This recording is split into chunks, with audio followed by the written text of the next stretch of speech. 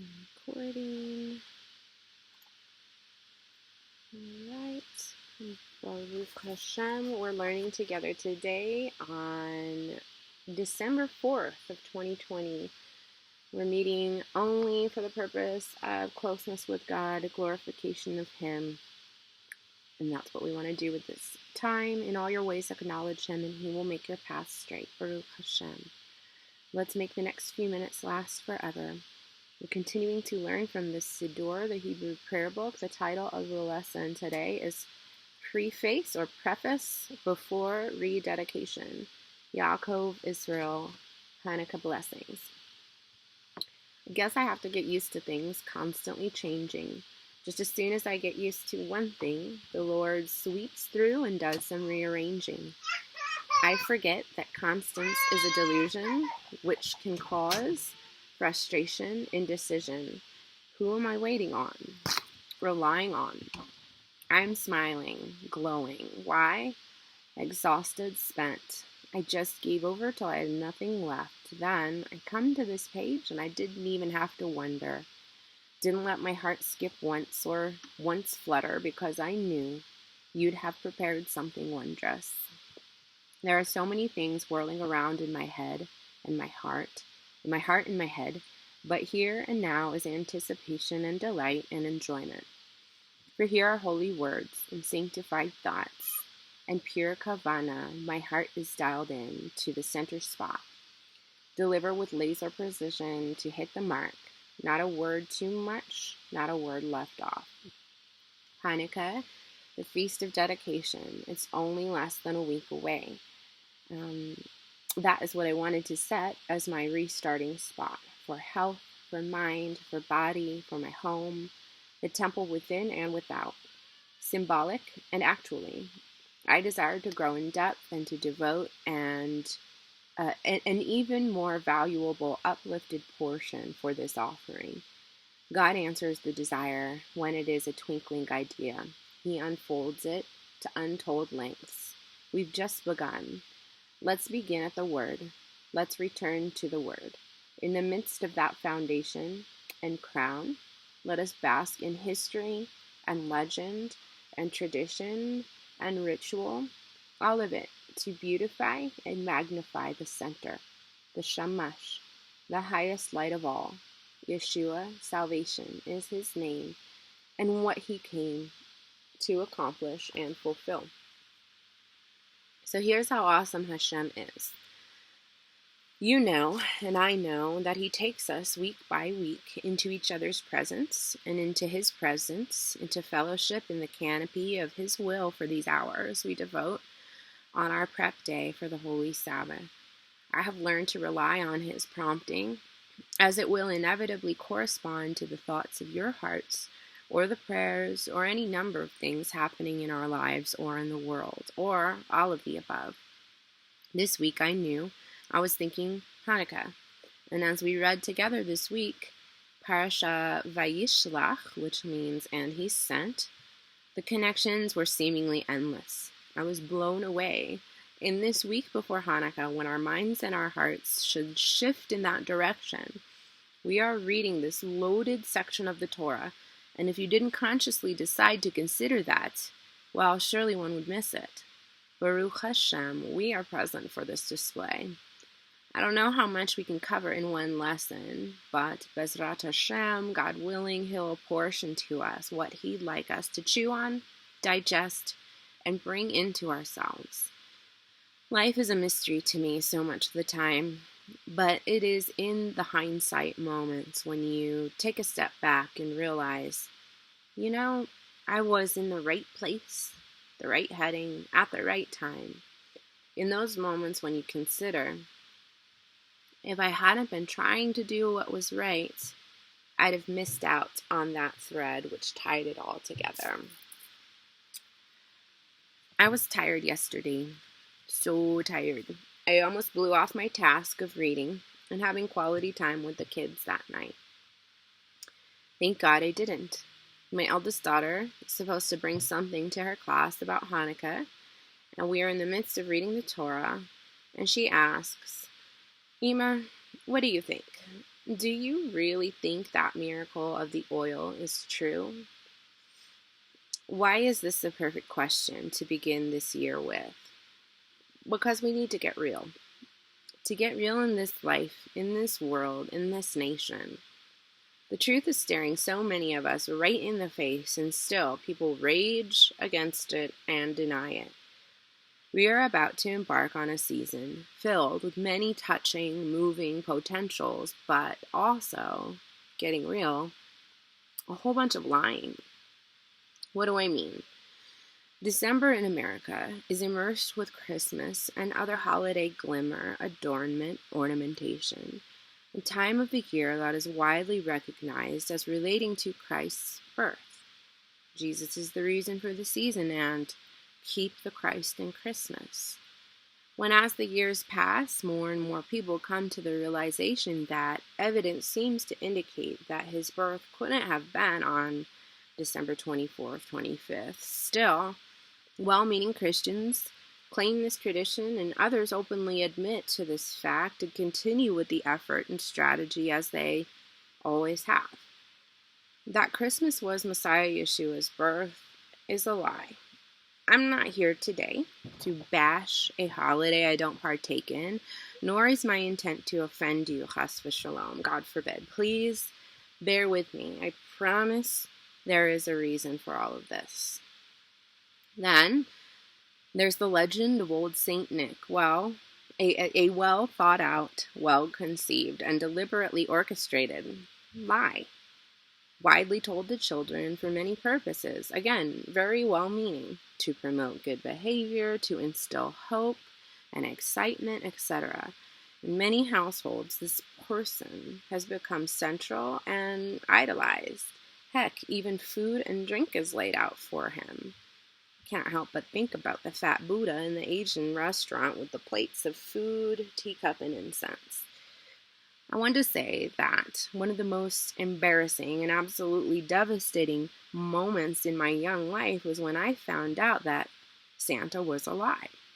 I loved the gifts. I began to track the gifts. I interrogated my mom, and she held firm. She went to great lengths to preserve the ruse. But one day, I followed her to her room and threatened her. Let me look in your closet. If you don't let me look in that closet, then there is no Santa. Backfired. She looked at me and said, well, Santa is more of a feeling and idea than an actual person, Celeste. You mean there is a closet full of gifts in there? You mean there really is no Santa? I was really disillusioned. I cried, and I cried, and I cried, and I thought, and I thought, and I thought, and I lost a large amount of trust in people, in my parents, in myself that day. What in the world is my point? My daughter asked me this question about the miracle of the oil, and I absolutely, in no way, want to dress up a ruse. I deign to be 100% honest with myself, with you in this place, with my children, and with Hashem. Little disclaimer here that this is not at all to relate or to, God forbid, parallel or compare Hanukkah to Christmas. They are not related. The Feast of Dedication is not a Jewish Christmas, and they are not at all interchangeable. They are completely different things. So let's talk about that question. Why is it that Hanukkah's central mitzvah is the Chanukiah? Note I said Chanukiah instead of menorah. The candelabrum used during the Feast of Dedication has 9 branches, while the menorah, whose pattern was given to Moshe from God, out of Shemayim, out of heaven, has 7 branches. So why is the Chanukiah the predominant symbol of Hanukkah? Why is that?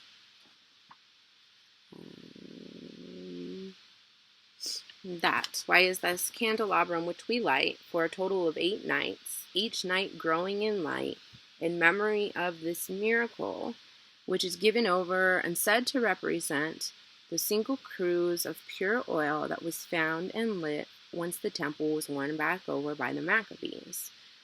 So it was only enough to burn for one night, but instead it lasted for 8 nights until more sanctified oil could be acquired and brought for the temple service. This is the central miracle and tradition of Hanukkah, but is it true? Did it really happen? Let's talk about it. Why we celebrate and commemorate this? What does it all represent? What is it supposed to mean to us? Why has it lasted so long? And if it was not an actual, factual, literal event, why has it become so central?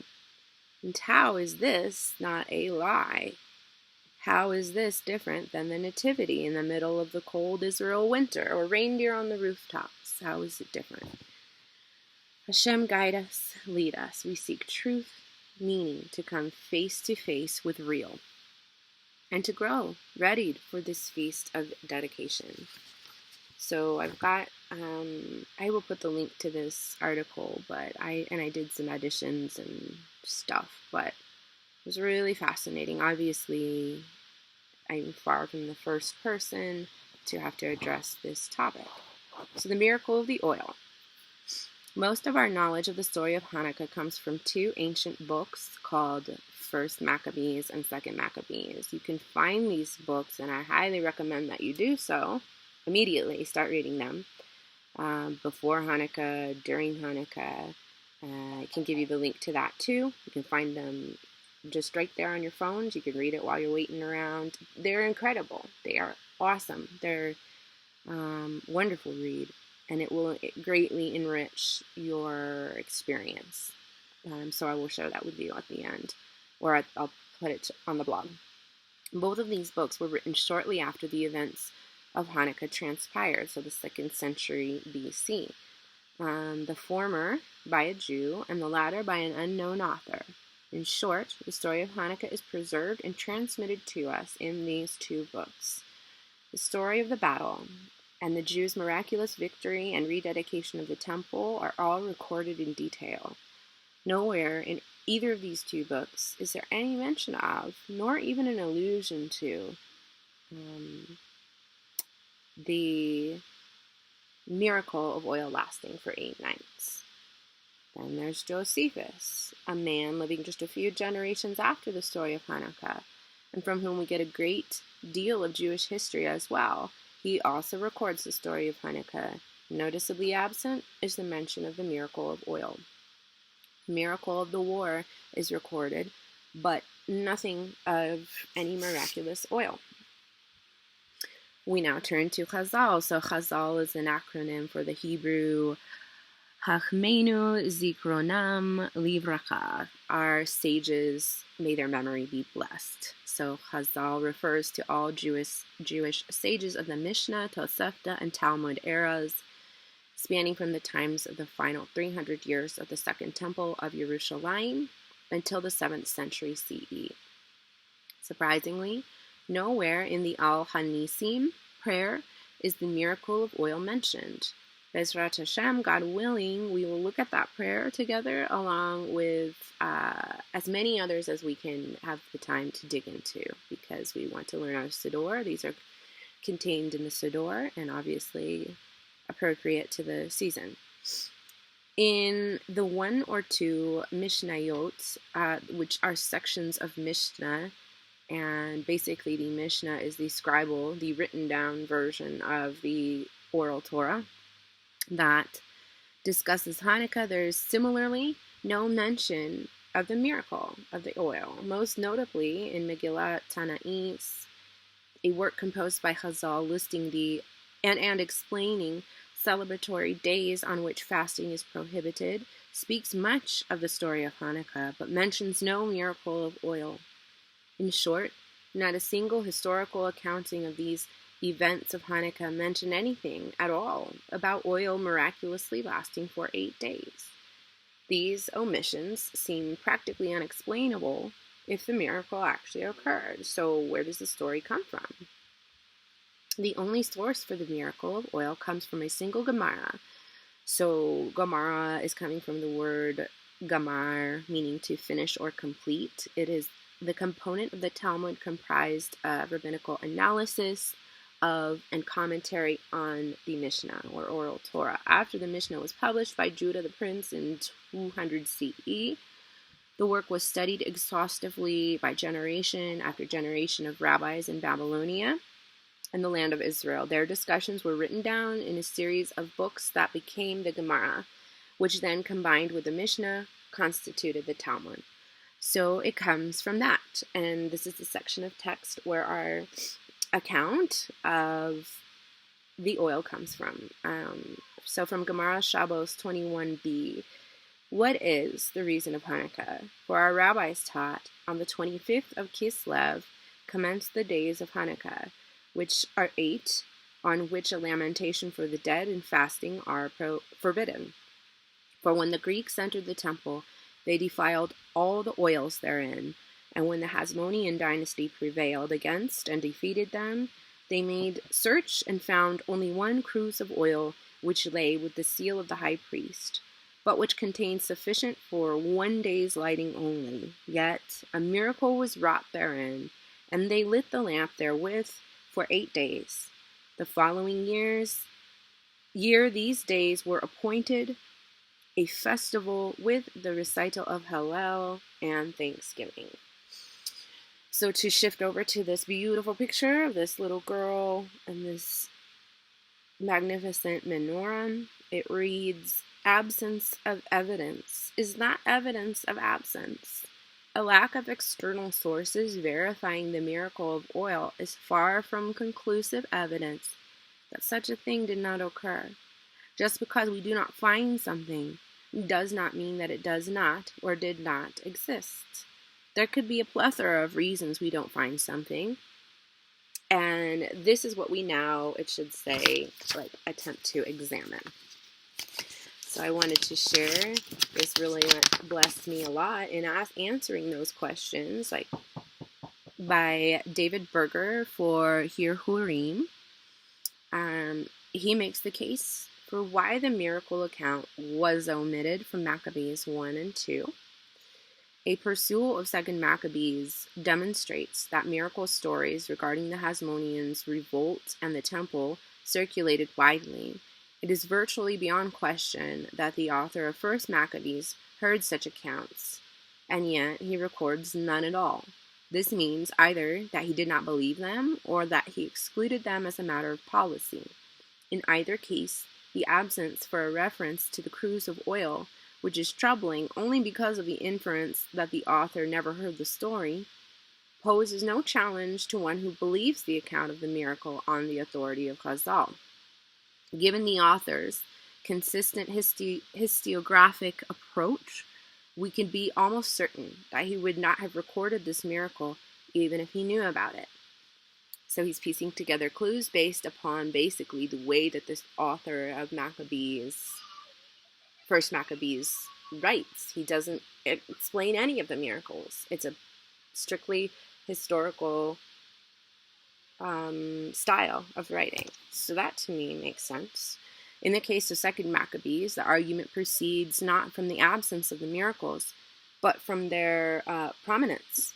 Here, the author presents various miracle stories so public and so impressive, including, for example, the public appearance of angels, that the miracle of the cruse of oil, which was witnessed by relatively few observers, pales into near insignificance, and he may well have chosen to omit it, along with other quote-unquote minor miracles.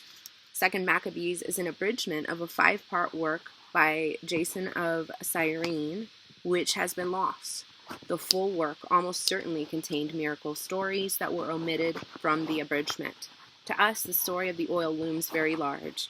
To Jason, or to the man who abridged his work, it may have seemed trivial. So as we read 2nd Maccabees, you get a little taste of a different, completely opposite style to where it's displaying all these miracles.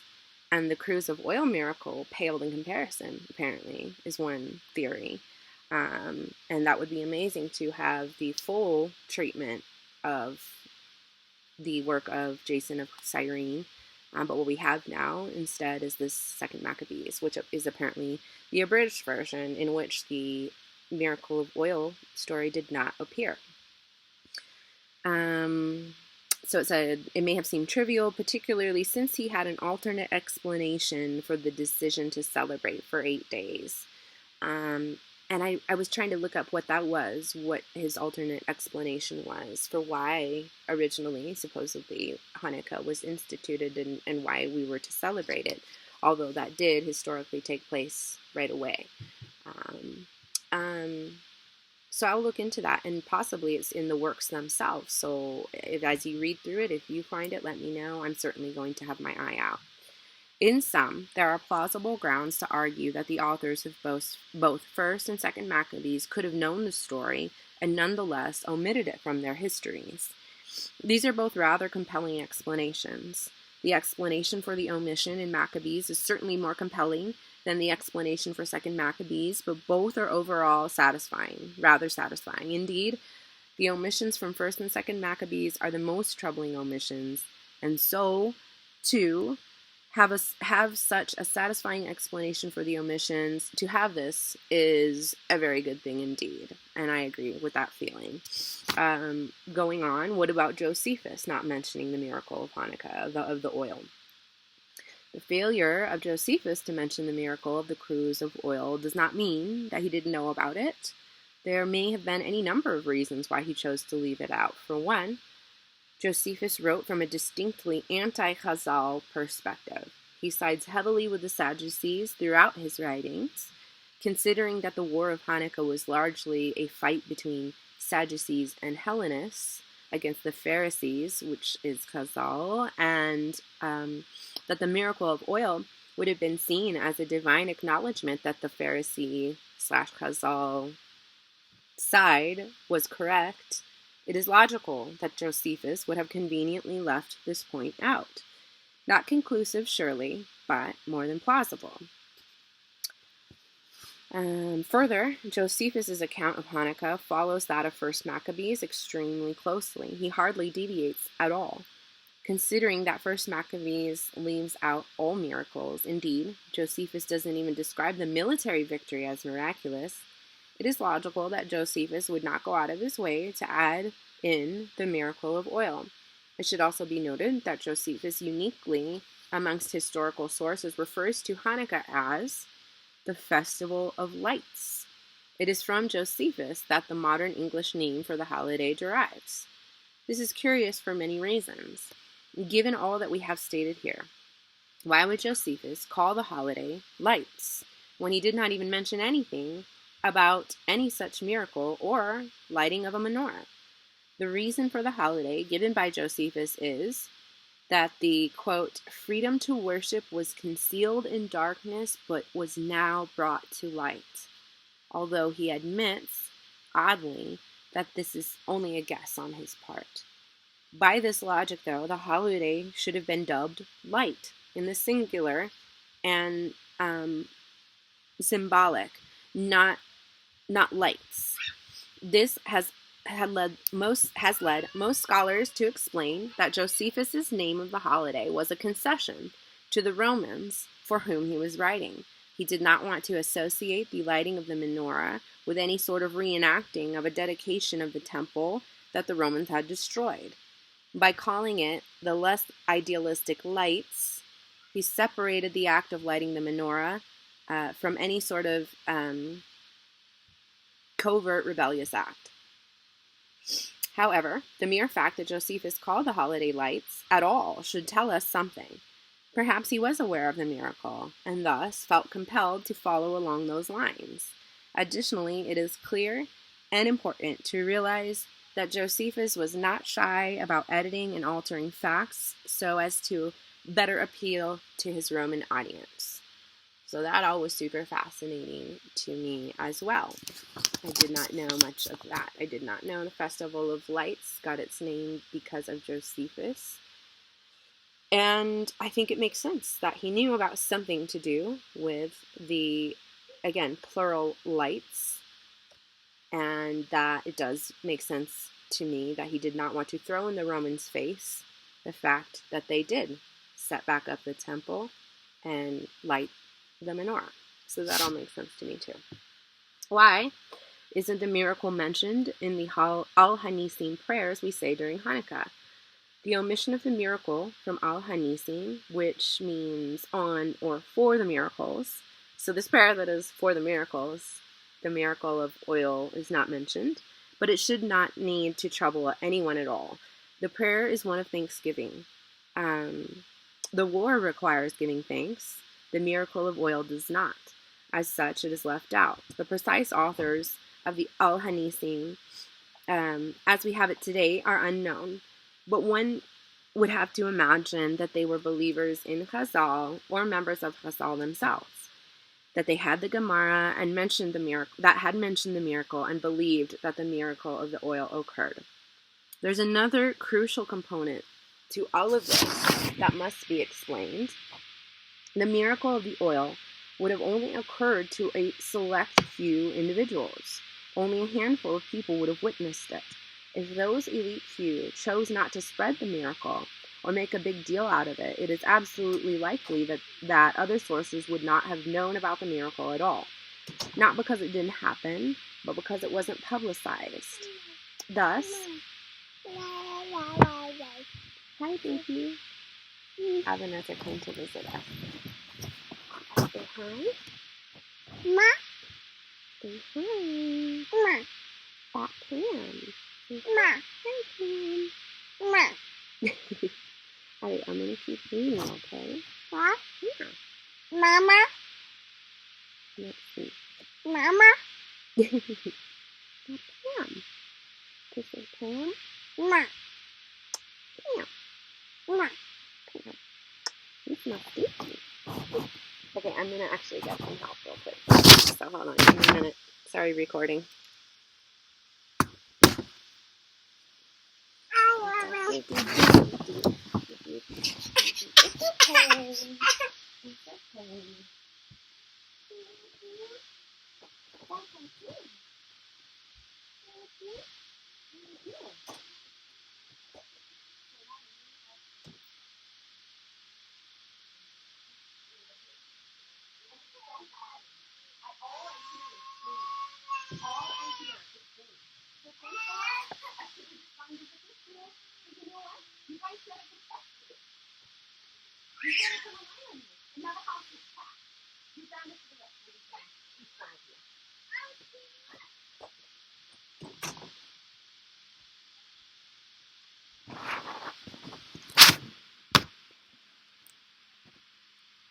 It's okay.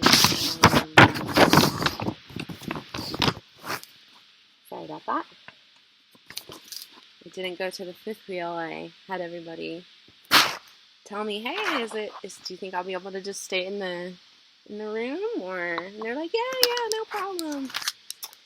I hope the recording has not picked up how much wildness has been going on outside of that door. All right, but Baruch Hashem, we talked about the other critical component that must be explained. Perhaps the few elite who did not, or who had witnessed this, did not publicize it. Thus, while one avenue of explanation for the omissions is to explain why each source knew about the miracle but chose to omit it, another interpretation would be that the sources didn't even know about the miracle, but not because it didn't happen, but rather simply because it wasn't yet well known. Or similarly, perhaps these sources did indeed know about the miracle, but chose to omit it, for the simple reason that it was perceived at that time as utterly inconsequential. The focus of the holiday of Hanukkah was primarily the miraculous military victory, and only secondarily the miracle of oil. This is, in and of itself, an explanation for the omissions. And all of that helped me a whole lot. Honestly, what did I answer my daughter last night? I said a similar version, but again, I don't want to liken the two, of what my mom said to me about Santa. Again, I'm not trying to parallel, but I told her I think it's possible, very well possible, but it also could just be a legend. So really what we want to ask ourselves is why? Why did that account of the oil and the menorah last? Why did that become forefront? And how does that relate to the actual recorded victories and miracles? But that sent me on this hunt for information, and this really helped me understand that it very well could have happened the way that it's been preserved. But whatever the case, we'll go on here with what I have. The Gemara, in some translations and versions, does mention the miracle of the oil, but focuses on the miracle of the war. This we will talk about at length, and is perhaps the best answer for why should we celebrate the Feast of Dedication. The Gemara itself meant to draw attention to a facet of the holiday, that cruise of oil miracle, that was previously only thought to be of periphery importance. We would not have to go so far as to say it meant to replace the miracle of the war entirely, but rather only that the holiday be viewed through the prism of a divine revelation and approval.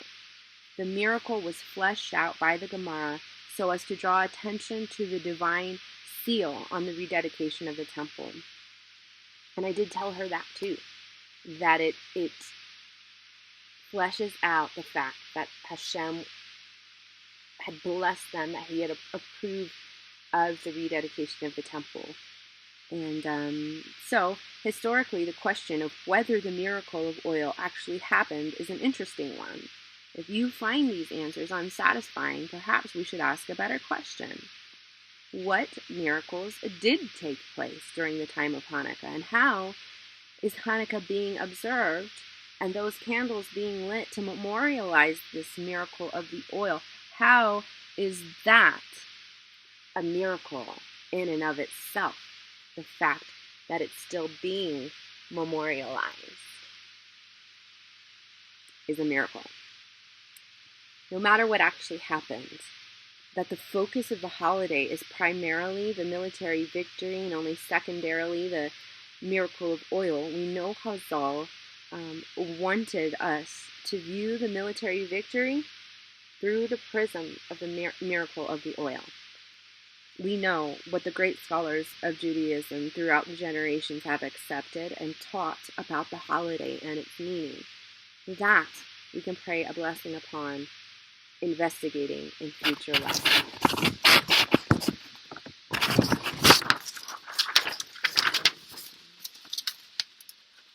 What we do know for sure is that the Torah cycle always lines up with the feast.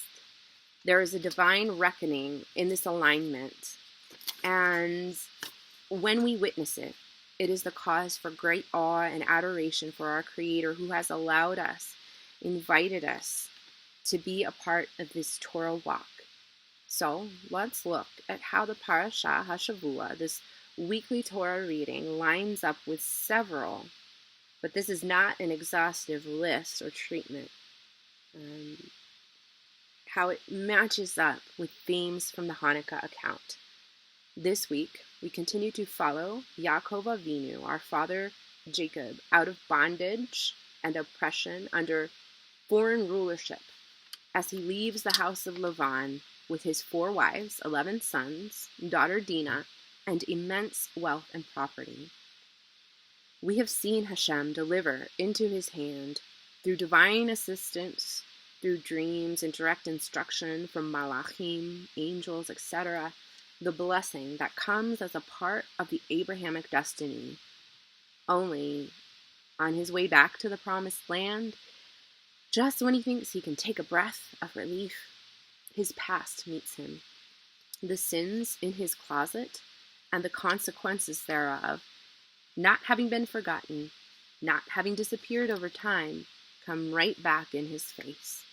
Yaakov, with all he has gained and all that he loves, is warned that his brother Esav is approaching with an army. And Pam, if you will read that for us, please. don't forget to unmute.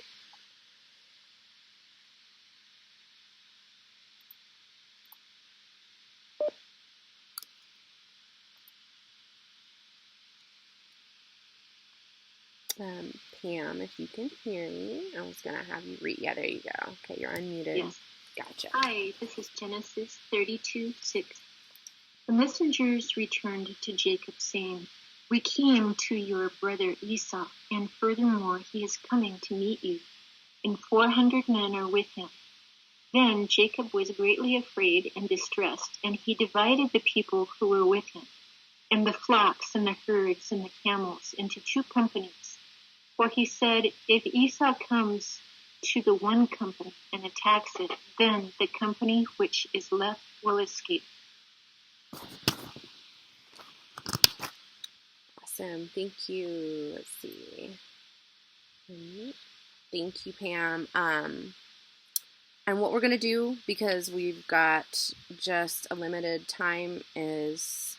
Actually, let me get through a little bit more. We have till 40 minutes. So, 50 minutes. Sorry for that. Never mind. Here we go. So, this is what happens in the beginning of the parsha. Here we have seemingly impossible odds. An army of trained soldiers against a family. The family of Israel, as Yaakov is soon to become. Poorly trained, not really prepared for battle. We also see that this is a battle of brothers.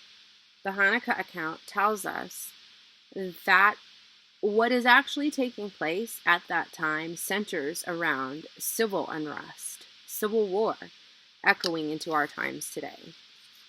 Civil war was imminent because of the nature of the division within the family of Israel.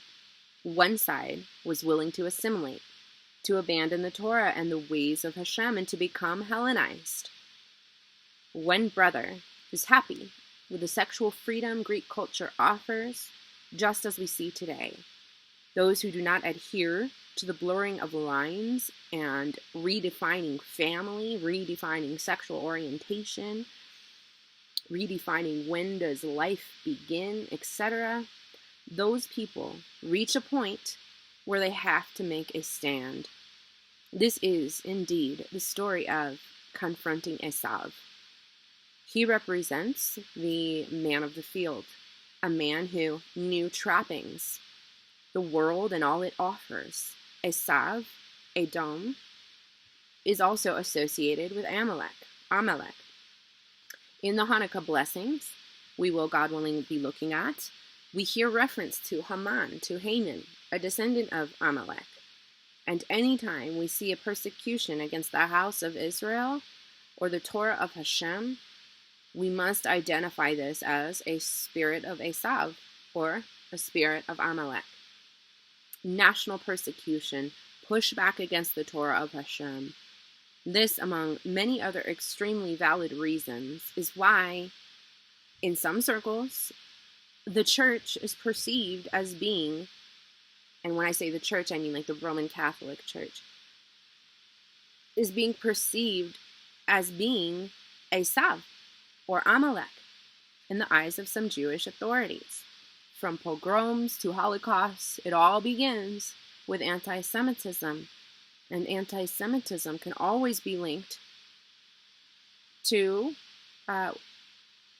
so-called Christians who sought to separate the Jewishness of the Messiah and the centrality of the Jewish people in the eyes and heart and destiny of Hashem, to separate that all from the eyes of the world, certainly from their parishioners. This is why anti-Semitism is linked to the separation of the so-called Old Testament from the apostolic scriptures, and how over time it has been suggested that the so-called Old Testament isn't even necessary or relevant.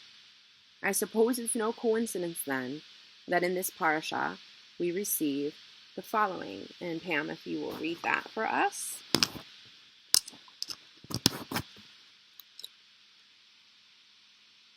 Genesis 36:15. These are the chiefs of the sons of Esau, the sons of Eliphaz, the firstborn of Esau, our chief king.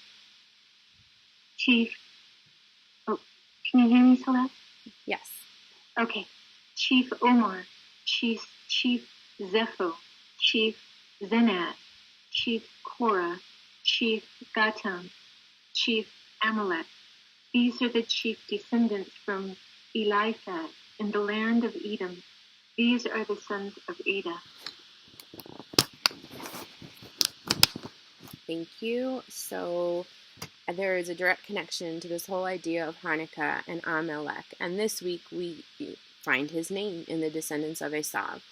This is where we're going to stop our video for part 1. So sign back in, and for our viewers, find part 2. Baruch Hashem, Shabbat Shalom. And Pam, if you'll sign back in, I'll just, okay.